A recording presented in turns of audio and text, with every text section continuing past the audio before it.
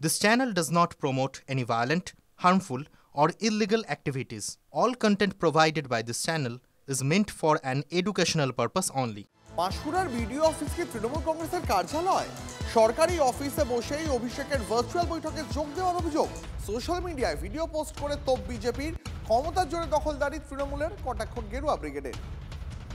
আমাদের প্রতিনিধি কনিষ্ক রয়েছেন, আমি কনিষ্কর কাছে সরাসরি একবার জানতে চাইব। কনিষ্ক, বিজেপির তরফে কি অভিযোগ তোলা হচ্ছে? পাল্টা তৃণমূল কংগ্রেস, তাদের কি প্রতিক্রিয়া?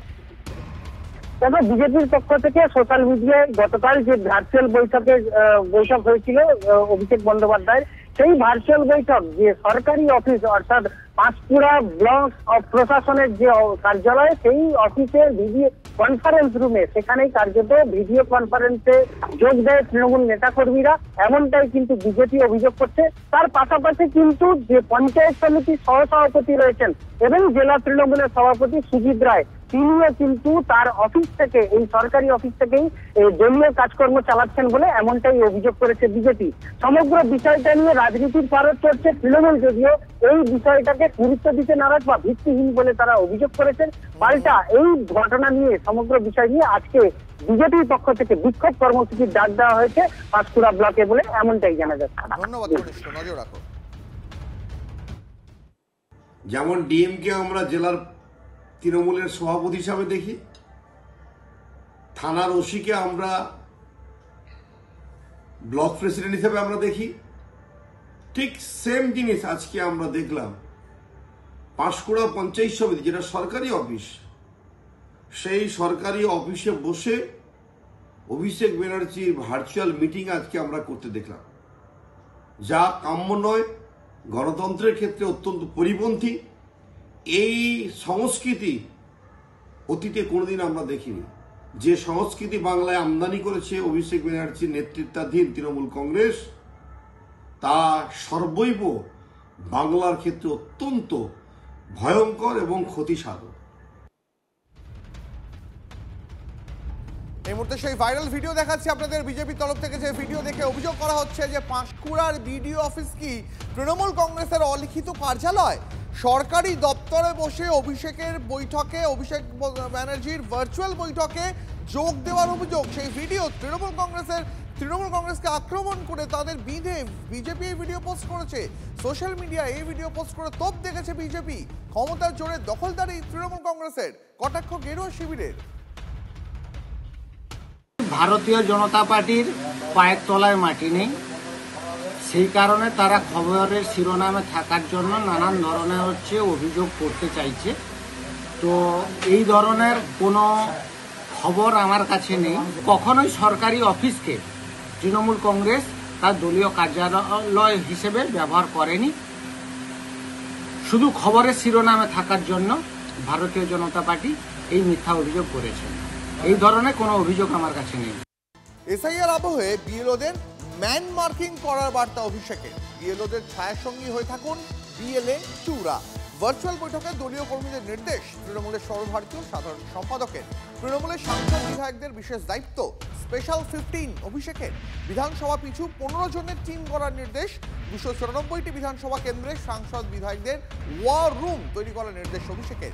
আজ থেকে 3 দিন বিধানসভা ভিত্তিক তৃণমূল কংগ্রেসের বৈঠক। এসআইআরকে সামনে রেখে ভোটের 6 মাস আগেই দলকে রাস্তায় নামাচ্ছেন অভিষেক। ময়দানে নামছেন দলের নাম্বার 2 নিজেও। দ্রুতই মাঠে দেখা হচ্ছে বৈঠকে কর্মীদের বার্তা অভিষেকে। বিজেপি নেতা দেবজিৎ সরকার, তিনি এই নিয়ে কি প্রতিক্রিয়া দিয়েছেন শোনাবো আপনাদের। দেখুন, কে ময়দানে নামছে, কে ময়দান ছেড়ে এতদিন পালিয়ে গিয়েছিল এবং এখন আবার নামতে বাধ্য হচ্ছেন বা নামবেন বলে মনে করছেন বা নামবেন বলছেন, এইসব জিনিস নিয়ে এখন আর বাংলার মানুষ চিন্তা করছেন না, বাংলার মানুষ এটাকে গুরুত্ব দিচ্ছেন না। বাংলার মানুষ জানেন কে চাল চোর, কে ত্রিপল চোর, কোথা থেকে বালি, মাটি, কয়লা ইত্যাদি পাচার হয়েছে, সোনা পাচার হয়েছে, গরু পাচার হয়েছে, তার টাকা কার কাছে গেছে। কমিশনকে আঘাত দিলেন শিক্ষামন্ত্রী ব্রাত্য বসু। কমিশন এসআইআর করবে, শিক্ষকদের বিএলও হিসাবে নিয়োগ করবে, অথচ শিক্ষা দপ্তরে কিছু জানবে না।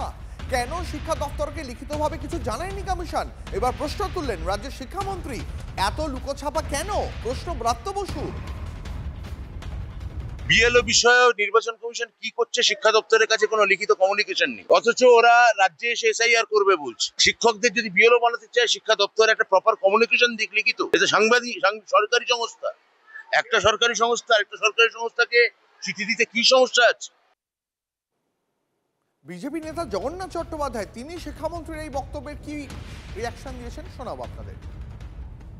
আমার ধারণা নাটক টাটকে বেশি সময় দিচ্ছেন আর মন্ত্রিত্বের সময় দিচ্ছেন না, কারণ সাধারণ আইন কানুনগুলো যা আছে ভারতের জনপ্রতিনিধিত্ব আইন এবং নির্বাচন কমিশনের আইন, সেগুলি একটু ওনার জেনে নেওয়া উচিত। না জানলে ওনার অধীনের সচিব টচিবদের একটু বলে নেওয়া উচিত।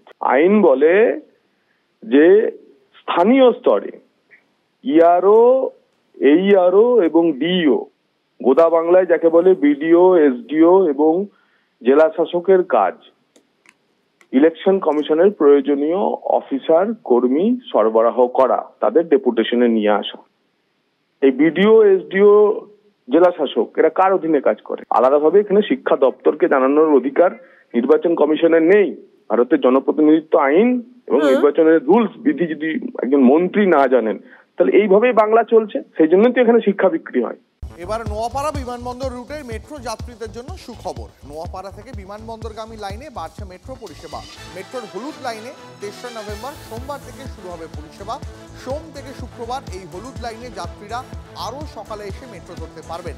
চলবেও আগের থেকে বেশি রাত পর্যন্ত। মেট্রো রেল কর্তৃপক্ষ জানিয়েছেন সোমবার থেকে শুক্রবার হলুদ লাইনে মোট 120টি ট্রেন চলবে। নোয়াপাড়া থেকে জয়হিন্দ বিমানবন্দরগামী প্রথম মেট্রো এতদিন ছাড়ত সকাল 7:55 এখন থেকে তা ছাড়বে সকাল 7:18 বিমানবন্দর থেকে নোয়াপাড়ার উদ্দেশ্যে সকালে প্রথম মেট্রো ছাড়তো 8টার সময়। সোমবার থেকে তা ছাড়বে সকাল 7:40 সোমবার থেকে নোয়াপাড়া থেকে বিমানবন্দরে যাওয়ার জন্য শেষ মেট্রো ছাড়বে রাত 9:58 বিমানবন্দর থেকে নোয়াপাড়াগামী শেষ মেট্রো রাত 8:05 পরিবর্তে 9:18 ছাড়বে। সোম থেকে শুক্রবার এই পরিষেবা মিলবে। উইকেন্ডেও হলুদ লাইনে বাড়ছে মেট্রোর সংখ্যা। শনিবার 44টির পরিবর্তে আপ এবং ডাউন মিলিয়ে চলবে 92টি মেট্রো। রবিবার 40টির পরিবর্তে হলুদ লাইনে আপ এবং ডাউন মিলিয়ে চলবে মোট 78টি মেট্রো। আর এবার যে খবর আপনাকে জানতেই হবে, আজ থেকে বদলে যাচ্ছে ব্যাংকের বেশ কিছু গুরুত্বপূর্ণ নিয়ম। বদলাচ্ছে কেওয়াইসি নিয়ম। এবার থেকে ঝুঁকিহীন অ্যাকাউন্টে 10 বছর অন্তর কেওয়াইসি আপডেট করতে হবে। আর যে অ্যাকাউন্টে অতিমাত্রায় ঝুঁকি রয়েছে সেই অ্যাকাউন্টে 2 বছর অন্তর কেওয়াইসি আপডেট করতে হবে। বড় বদল আসছে নমিনি নিয়মেও। আগে একটি অ্যাকাউন্টে সর্বাধিক 2 জন করে নমিনি যোগ করা যেত। এবার নতুন নিয়মে প্রতি অ্যাকাউন্টে 4 জন করে নমিনি যোগ করা যাবে। নতুন নিয়মে লকার নিয়ে দায় বাড়ল ব্যাংকগুলির। এবার থেকে ব্যাংকের লকারে রাখা কোনো জিনিস চুরি বা ক্ষতিগ্রস্ত হলে ব্যাংক ওই লকার ভাড়ার 100 গুণ পর্যন্ত ক্ষতিপূরণ দিতে বাধ্য থাকবে। সাইবার প্রতারণা ঠেকাতেও নতুন নিয়ম আনছে ব্যাংক। কোনো গ্রাহক সাইবার প্রতারণার শিকার হয়ে 3 দিনের মধ্যে ব্যাংককে জানালে ব্যাংক যদি পদক্ষেপ না করে তাহলে ওই ব্যাংকটি গ্রাহককে 25,000 টাকা জরিমানা দিতে বাধ্য থাকবে। আর নিয়মে বদল আসছে আধার কার্ডের আপডেটে। বাচ্চাদের বায়োমেট্রিক আপডেট হবে নিখরচায়। এতদিনে 125 টাকা লাগলেও আগামী 1 বছর বিনামূল্যেই বাচ্চাদের বায়োমেট্রিক আপডেট হবে। প্রাপ্তবয়স্কদের আধার কার্ডে নাম, জন্মের তারিখ, ঠিকানা বা মোবাইল ফোন নম্বর তথ্য আপডেট করতে হলে দিতে হবে 75 টাকা। বায়োমেট্রিক তথ্য যেমন আঙুলের ছাপ বা চোখের মনি স্ক্যান করাতে হলে দিতে হবে 125 টাকা।